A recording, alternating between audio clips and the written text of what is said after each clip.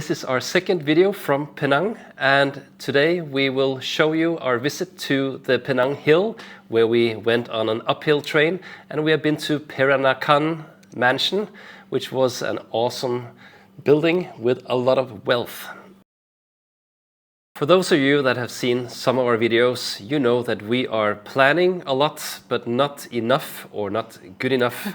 And this was something that happened to us again when we went to Penang Hill, we thought.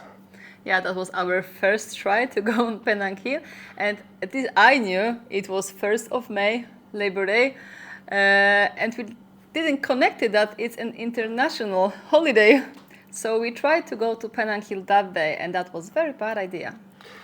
It was really crowded, but we thought that, okay, we see the number on our ticket and we will, in 10-15 minutes, it looks like, get on that train. So that's okay. And then we were standing, waiting in that queue.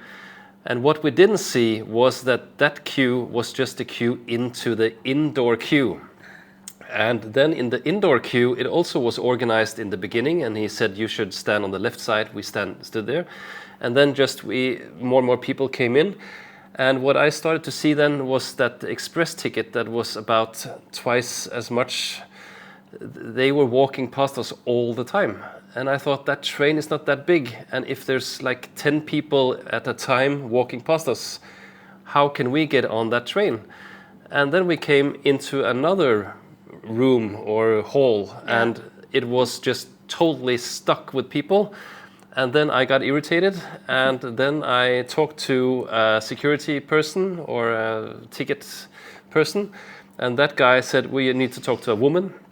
And that woman just got really angry very fast, and I just had to say stop to her many times because she didn't like to get some criticism. So that was not a nice feeling, and I just want to actually criticize on this video also that if you have a system of express tickets and it's maybe twice the price, and then you have a day where everybody wants to go on a train, you can't have that kind of a system, because then too many people buy the express ticket, and then the rest of the people, the hundreds of people, will not get on the train because you're filling up the train with the express tickets. So on that kind of a day, you can't do it like that, and that's why I got irritated, and of course a bit irritated that we didn't research before we went. Yes, I just want to add, express ticket is okay if people want to pay more, but it should be a limit per each train. It shouldn't be, do you want express? Okay, you will just go right away, because then people we didn't want to pay. There were many people who didn't want to pay that extra money for that train, and we've been waiting for an hour and really didn't move a lot, so at the end we quit. On our second try, it was of course a lot better, and we looked at the weather, and in Penang, as we've told you before, and Kuala Lumpur, it is, and actually also Thailand and Australia, it looks like it will rain or have a thunderstorm sometime during the day. And you can't really plan anything if you look at the weather forecast. So we look at the weather, it's gray outside, okay, and then we just go for it and hope for the best. And it was very gray that day, so sorry for the pictures. It should have been a lot nicer if you could just see how it is when you look out from the top of the hill. Yeah. So that was not good, but the good thing is, because we've been complaining about the heat for 4-5 months now, is that it was nice to walk around, and a lot of people there also. So a lot of people went there maybe because of that. But yeah, the pictures are not as nice as it could have been. Yeah, but it was a nice walk, not too crowded, uphill, good temperature, so I enjoyed walking even though we didn't see the beautiful pictures of the city. And I will say the train, I was looking forward to it a lot when I saw it, and then it was a bit disappointing because we were a lot of people in there, and you just have a crowded train.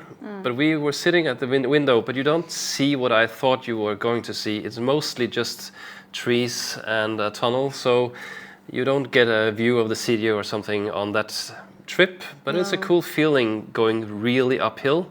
So then I've done that. I think it's a good system how that train is made, and you didn't experience that before. I knew one from Poland, so it wasn't something super new for me. So that's the cool thing too, that how to understand how that train is working, because it's not just Yeah, regular the one going down is pulling the one going up. So Yeah. that's very fascinating. And to think about that they actually invented that 100 or more years ago is very interesting. And then on the top, it's some temples and different things. I've seen a lot of them now, so that's not what I get excited about. The monkeys again, new monkeys. New monkeys. Yeah. And they didn't look, as I said last time, naughty. These were more cute, I think. They had some white around the eyes, Yeah. and really calm monkeys. Some sitting on the trees, like a family moment, hugging each other. Very cute.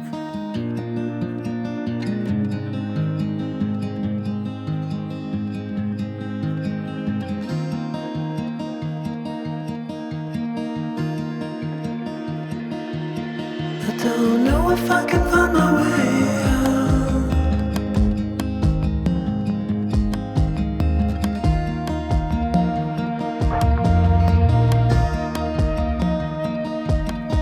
I'm stuck in a prison of doubt.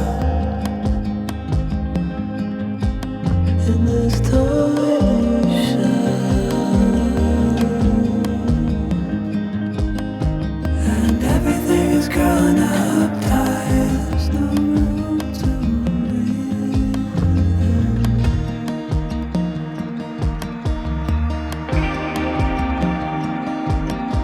And nobody is watching at night. After a walk, of course, we got hungry, but luckily there were some places to eat. So you had a small food court with you can eat some lunch, you can buy many desserts, some ice creams. It looks very impressive, and smoothies. The prices are okay, and we like the food, so you don't have to worry about getting hungry there.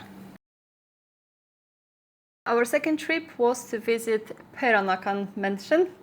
We really enjoyed, and our almost 6-year-old daughter, she loved it. We spent there 1.5 hours, so I think it can be quite a lot for a kid to be in the museum. Yeah, and I asked her today actually, did you understand what the guide was saying? And she said, of course, he was speaking English.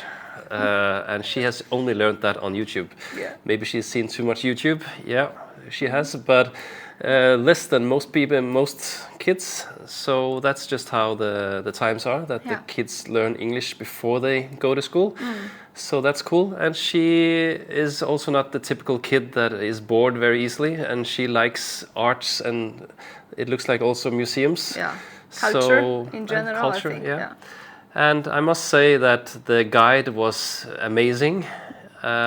He really was a theatrical actor guy, really passionate and funny. Yeah, putting some humor into what he was telling. So yeah, I'm not very into guided tours. I don't do it often. I didn't do it often earlier, but it was very really enjoyed that.